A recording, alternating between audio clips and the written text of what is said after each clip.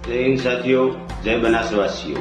અત્યારે લોકસભાની ચૂંટણી ચાલી રહી છે ત્યારે બનાસકાંઠામાં બનાસની જીવાદોરી, બનાસ ડેરી, બનાસ બેંક તેમજ માનનીય અધ્યક્ષ શ્રી શંકરભાઈ ચૌધરીને ટાર્ગેટ કરીને પ્રચાર કરવામાં આવી રહ્યો છે। ત્યારે મારે આપ લોકોને જણાવવું છે કે લોકો જાણે છે બનાસકાંઠામાં બનાસ ડેરીએ શું કામ કર્યું, બનાસ ડેરીથી કેટલા પરિવારોનું ગુજરાન ચાલી રહ્યું છે।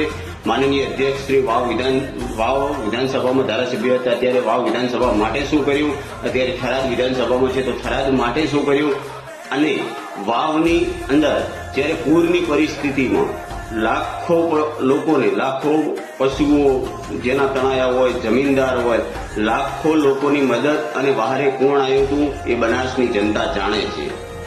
એટલે અધ્યક્ષશ્રીને ટાર્ગેટ, બનાસ ડેરીને અને બનાસ બેંકને ટાર્ગેટ કરવાનું રહેવા દે અને આપ શ્રી જનપ્રતિનિધિ તરીકે આપને ચૂંટેલા છે તો આપે શું કામ કર્યા જનતાના એ લોકોને જણાવો। ભવિષ્યમાં આપ શું કરશો એ લોકોને જણાવો। આપની પાસે કોઈ કામના મુદ્દા નથી, એટલે આવા લોકોને ખોટા ભ્રમિત કરવા માટે બનાસ ડેરી, માનનીય અધ્યક્ષશ્રી તેમજ બનાસ બેંકને ટાર્ગેટ કરવાનું બંધ કરી અને આપ આપના કામ કર્યા હોય તો લોકોને કામ ગણાવો અને ભવિષ્યમાં આપ કઈ કામ કરી શકો એમ હોય તો કામ ગણાવો।